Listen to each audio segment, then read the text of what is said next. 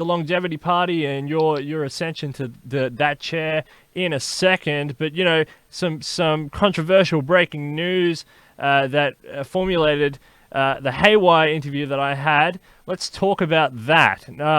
So she said some pretty controversial things, including taking the majority her supporters and maybe factionally leaving the party and or forming a new party, which isn't against party regulations, but it's not exactly in line with the strong leader. She said some things about Kimberly Forsyth, which were pretty damning. Some things about John Carrots, which are pretty damning. What are you going to do? Are you here to stand up, or are you here to roll over?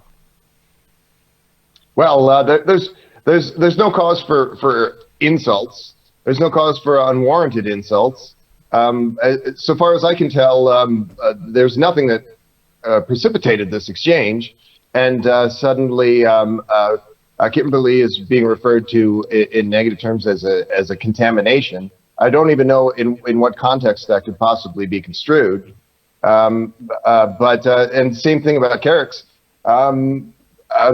These are just people running a campaign in pretty reasonable fashion, I should think. So I don't really see that there's any cause for this kind of talk. And it's just another example of trying to excite people through pretty unusual behavior and provocative behavior without actually doing anything for this club, without actually presenting any interesting material or initiatives. There's a number of candidates now in this race who have an interesting shtick, but they don't really do much beyond that. And I don't see a lot of people really turning to these kind of antics. Yeah, it's kind of an interesting interview. It was some of what she said was technically okay, and other parts were not technically okay in some ways, because it's calling someone or something they do a disease. I didn't like that too much. In some respects, that's some very brutal language. What did you think about the disease comment? Yeah, I mean, again, it seems a rather nonsensical thing to say. In what context? What is it exactly that is so upsetting about these other candidates that you would refer to them in this dehumanizing fashion? It is not absent context. It just seems like a lot of raving. So I mean, I don't know what else quite to say about that. This has been pretty well par for the course, Gennady just spoke quite eloquently on the subject of the behavior of candidates and how we can be better. Candidate Haywire has agreed that she was going to be better. She agreed, in fact, on pain of being removed from this election if more bad behavior continued. And yet, this sort of strange and unsettling behavior does continue. I know that Kim said that she felt that there was an insinuation of some pretty unsettling things said in that. Maybe that's open to speculation, but any insinuations in chat rooms or in interviews intimating political violence, intimating things like you mentioned, more clearly intimating things like you mentioned, forcing a schism in the organization for your own sick amusement. This is not good behavior. This is not something that we should be seeing in this organization. Would you do the same thing? Would you take your supporters and your your contacts, etc., and leave the party if you lost? I mean, it's a genuine question. Absolutely not. No. I am a transhumanist. I have been a transhumanist for quite some time. In fact, there's any number of candidates in this race now who seem to have joined the party simply to run for president. They had no long-standing interest in life extension. They had no long-standing interest in technofuturism. Maybe a passing interest. I've been a party member for quite some time. I've been a party organizer for quite some time. I have these organizations to show for it. and I have these contacts. It's why the Futurist New Deal has been able to interview so many people, because I think people implicitly see that I am on the side of techno-futurists. What about these accusations that you're the establishment candidate? Do you like that terminology? Are you the establishment candidate, or what about when they throw that at you? I mean, that's again just. I mean, this is not an establishment organization, and there's an awful lot of different things happening within this organization. You know, it's not that difficult for people to do what I have done. Call prominent. You know, I did. I'm very tired, Steele. This is the third interview I've done today. The first interview that I did was with the gentleman Chugwu Abdul, Humanity Plus director in Nigeria. The second interview I did was I was lucky enough to do Ira Pastor's show, which everyone should check out that podcast. Incredible podcast. He interviewed me about the Futurist New Deal. I think that went really well. And now doing this interview today. So it sort of sounds like I'm being penalized for being the one who's actually doing the work, and also reaching out to our partner organizations, having close dealings with other entities. Yeah, that's not because the establishments said, oh yeah, Ben Zion, he's the guy. That's because I went out there and did what these other candidates aren't doing, mostly because a lot of them are just trying to make a spectacle of themselves. Yeah, and that's my feeling as well. I mean, it's you get labeled with these things as an attack term for actually doing something, and that's how I feel as well. And you know. So yeah, and I'm not even a candidate, so you know that's I totally understand that. Look, you've got a lot of other interesting news beyond that, but was there anything else you wanted to say on that interview in particular? Anything you wanted to say to Rachel Haywire? Anything you wanted to say to her about the debates? I mean, you won't be on the same day as her. You will be at what people are calling the kids' table. What do you say about that? Are you happy with the debate days and the people who you're debating against? Do you agree with that terminology that's floating around, the kids' table? I'm pretty sure. Yeah. No. Right. No, I don't agree with that. That's a silly thing. If people want to go around saying that, that's fine. That's just for silliness. No, all of these candidates have something interesting to add to the conversation. I'm looking forward to that debate. Honestly, there's candidates on that debate who have better fleshed out platforms in terms of economic policy than on the other debate. So I don't see it as the kids' table. I'm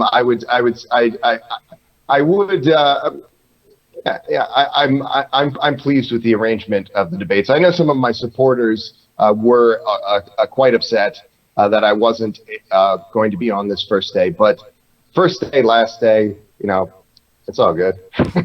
Yeah, well, Shatki especially is a formidable candidate. You know, you don't want to write that guy off at all. Incredibly smart, incredibly talented. You know, knows a lot about numbers. You know, Matt Taylor, we haven't heard a lot from, but you know, his candidate profile is very interesting. He has a lot of very good ideas. And it's very interesting to see what he'll bring to the debate forum. And really, another person we haven't heard too much of, but again, with a very strong profile, a very strong written profile, and it will be interesting to see what he brings to the table. If indeed they do turn up on the day, that is still a question that is hanging about. But that's not to say that they might not present very strong arguments. So I think you better go in there all guns blazing, and so same to all the candidates that are going in on that day. And Shatki especially is the Godzilla in that room. So yeah, I'm glad you rise above the kids' table comments that are floating around. So that's very interesting. That's very interesting, and it goes along with this notion of positive rhetoric that you're trying to purvey. You know, that about the party this week. Yeah, I mean, you know, the same people are saying, oh, the kids' table. The same people are saying that I'm an establishment candidate. You know, like which one is it? Yeah, that's a very good point. So let's talk about longevity party. So you've got that. What is firstly, what is the Longevity Party? Tell the wider world who doesn't know. Firstly, actually, just explain a little bit of the dynamics of the political parties that are there, and then why the Longevity Party is important. What it is, like what because everyone knows what the USTP is, and that's because of this program and because of Gennady and Ray Kurzweil and Singularity U and stuff. Everybody knows what the USTP is, but what is the Longevity Party, and what's the sort of dynamic over there of these different parties? Yes. So the Longevity Party, the United States Longevity Party, which maybe it wasn't clear, but part of this announcement is to announce that I am now the chair of the United States Longevity Party, and the United States Longevity Party has at its core the same policy advocacy that the U.S. Transhumanist Party does, which you don't need a diagram to understand longevity, life extension, and of course we know that U.S. Transhumanist Party also, it is our number one core statement of belief is that we are a life extension organization, that we are moving to we want to move everyone towards radical life extension and ultimately a longevity escape velocity. And these are exciting prospects. I was talking to our pastor about some of this today and how the Futurist New Deal was crafted to best facilitate that move of our civilization. And I hope people will check out that interview. But the Longevity Party, there's a few people that I want to definitely thank. The Longevity Party, so people might not realize that I had also started the Arizona Longevity Party, which was a very recent move as well, but going back a little bit longer. So it was out of that I was able to then court the leadership of. Actually, it was kind of mutual, but they were kind enough to ask me to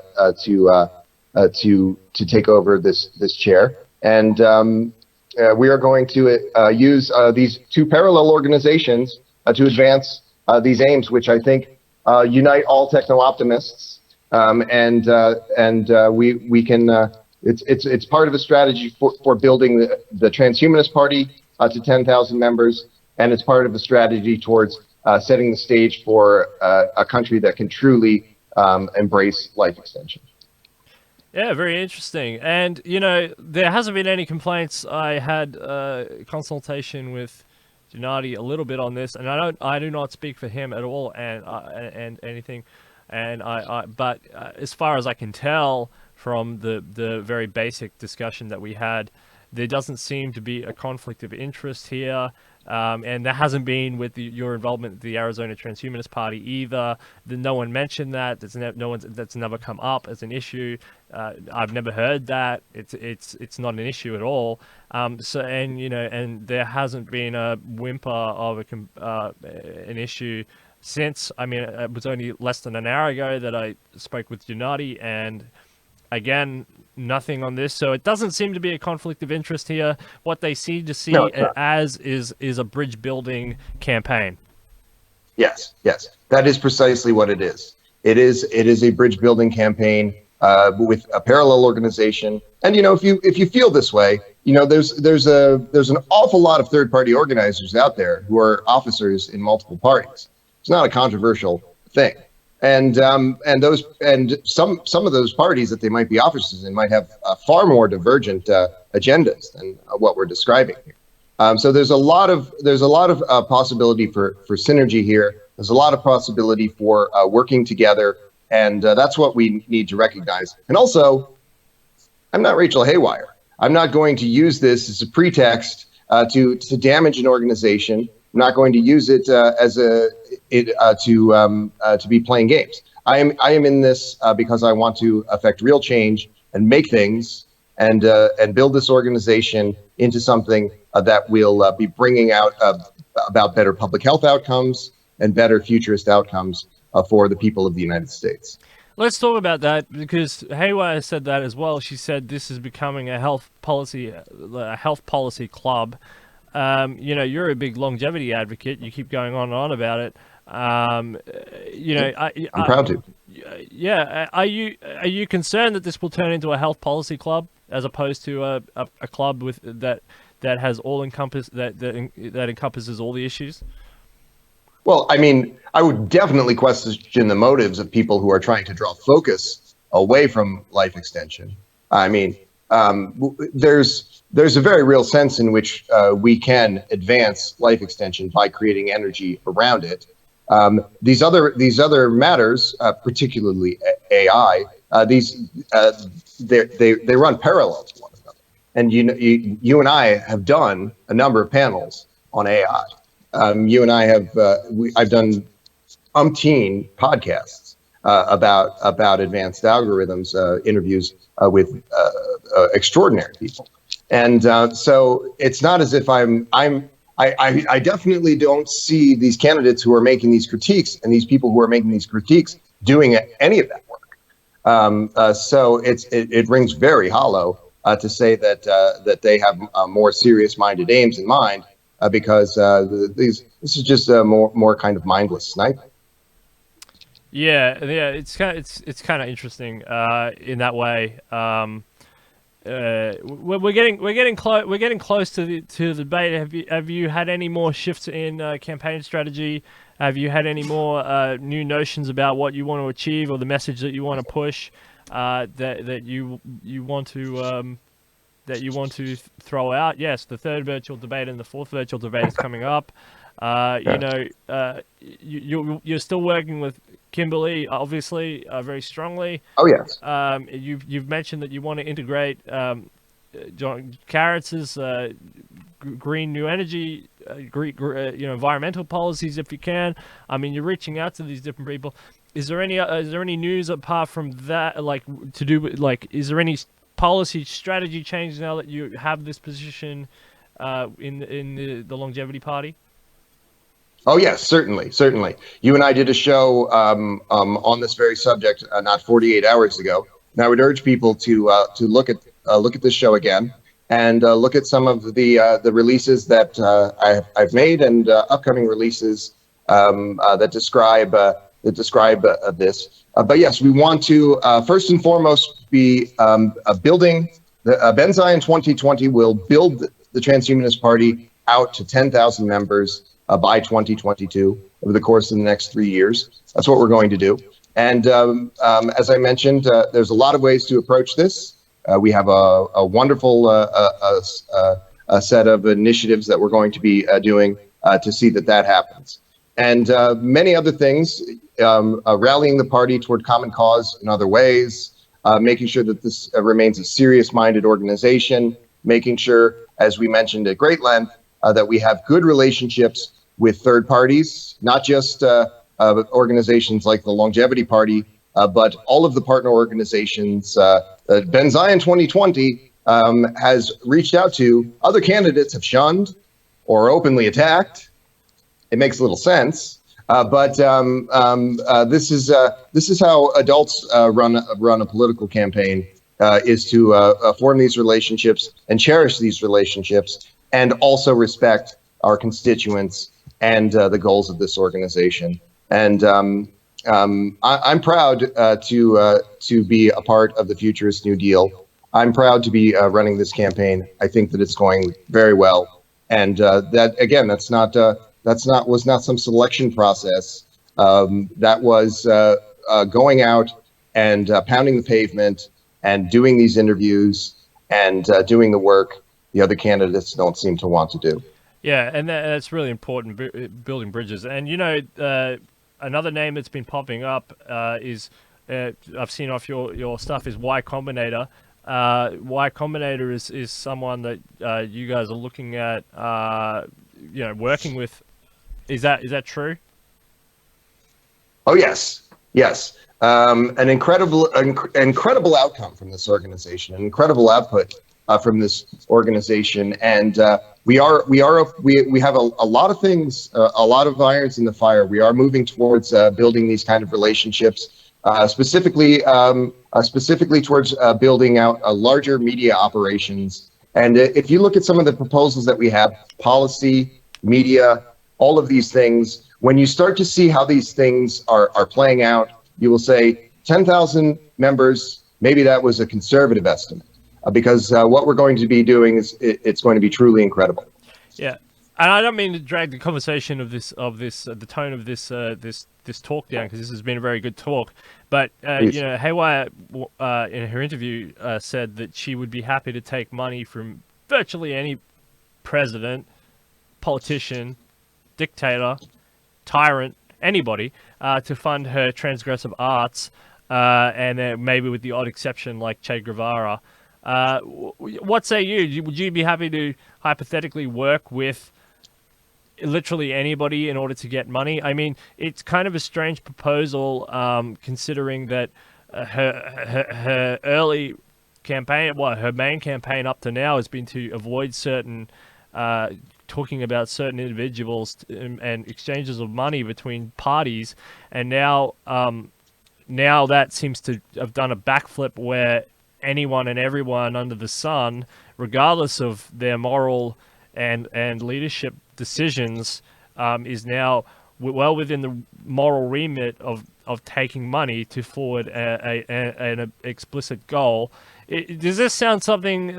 What do you think about this?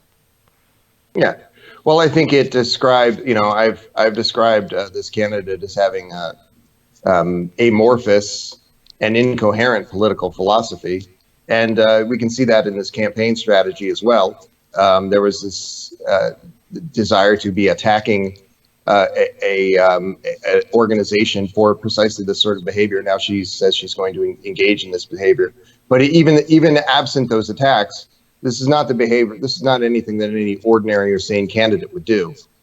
Say that they would wish to take money from dictators to fund an arts program. This is just more outlandish behavior. I guess the final question I have is to do with the Futurist New Deal podcast. I mean, if you end up winning or taking on all these new roles, I mean, will that be something that will be able to continue? Will you have time, or will that be the end of the Futurist New Deal podcast? Because it's an exceptional podcast. Well, thank you. Yes, and a few people have said to me that they view this as a valuable resource to the techno-optimist community, beyond the scope of the Futurist New Deal itself. And I'm tickled pink that people feel that way. I hope that they'll continue to watch. I hope that more and more people will watch. And yes, to answer your question, the Futurist New Deal podcast is here to stay, and we're going to be bringing quality programming on tech subjects and policy subjects to you for a long, long time.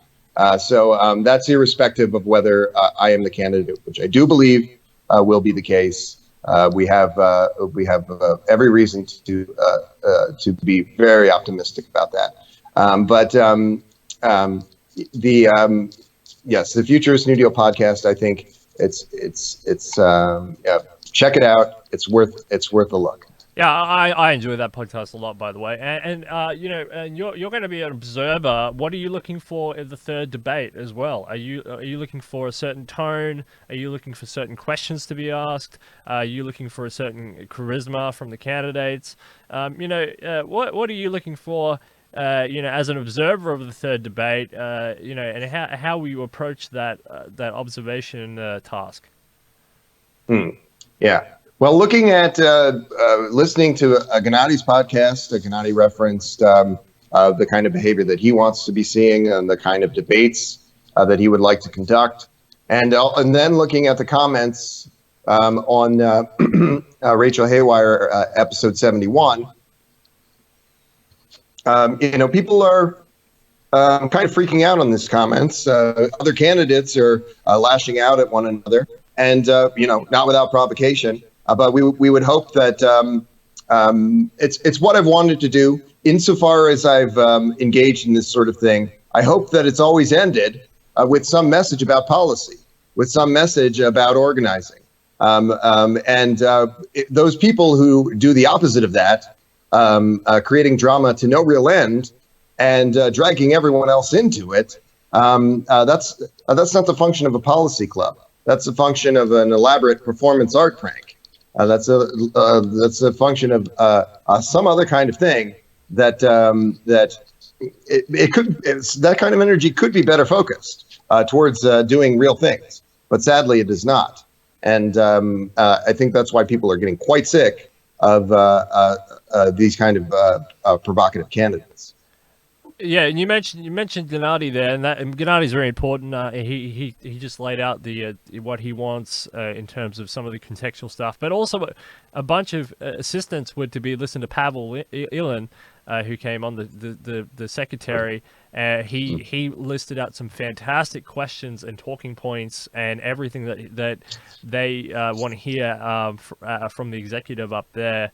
That falls in line with the party values, party issues, and party stances. So that interview with Pavel Ilan, if you're a candidate and you haven't seen it, go and watch that. That's a big secret source to what they're trying to achieve. So if you haven't seen that, yes, Gennady is absolutely fundamental, and we'll be looking forward to seeing Gennady on this Saturday, my Sunday.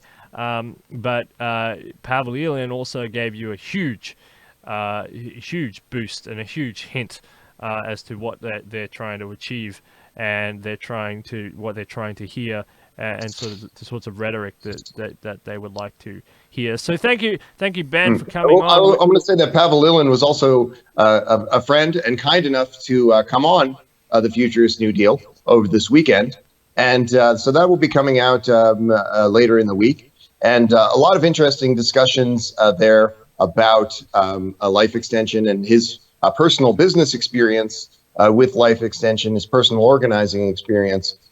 He's a wonderful officer and leader for the USTP, and I'm pleased to know him. So I'm glad that you did make mention of him there. Yeah, no, he's a fantastic individual, and I really appreciate him taking the time out to come on, and thank you for watching the show, Pavel. He always watches every single one. Like a true champion. So thank you so much for that. And all the best in your we'll see you around, Ben. Absolutely, we will. Yeah, thanks for having me. We've got 3 days, 20 hours, 37 minutes. I mean, hopefully we can see some other candidates, but you're looking very strong, and you're rising above some of this other rhetoric. So let's see what happens. Let's see what if they want to fall into. Let's see what happens. This is very interesting, and you're coming up with some pretty cool policies. I would say pretty cool policies that third parties can work with, policies that others can work with, and they're being pretty much consistent. I mean, I've been pretty consistent over the course of this whole campaign. I'm a bit worried about this backflipping, haywire notion of taking money. But she did say she was worried about transparency and open source. So maybe there's an argument there, but I haven't heard her speaking so much about it until this week, when she's sort of done this backflip. It's kind of odd, but I want confidence as well that this will continue, and so thank you for that, and thank you to all the other candidates, and check out that interview with Pavel, because that's a big secret sauce. Mm-hmm. Yes. Thank you for having me, and folks. Absolutely. Transhumanist-party.org/membership. Sign up.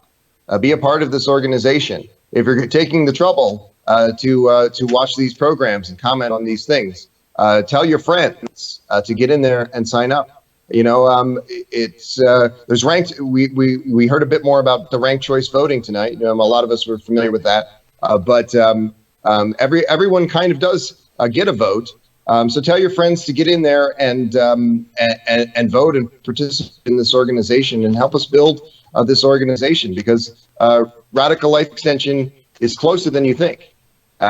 You need to be ready, and we all need to do our part to bring this country into the 21st century. Yeah, absolutely. And there's lots of moral and ethical considerations that just aren't being talked about. And you know, this whole process is enabling these philosophical conversations, moral, ethical, and others. Thank you very much, and all the best with your campaign. 3 days to go. Yeah, yeah. And for you, 6 days. Yeah, to go. look. Yeah. Check out those debates. It's going to be a lot of fun and a lot of interesting policy discussion. I'll be doing my level best to keep everybody on the policy discussions, and I'll be looking forward to seeing you on the day of both of those debates, Steele. Thank you for having me. No problem, man. Congratulations again on your victory in the Longevity Party. Yes. Well, I wouldn't call it a victory, but it does bode well for all of our organizations and for the prospects of life extension in the United States. All right, thank you. Detonation, all more coming your way all this week.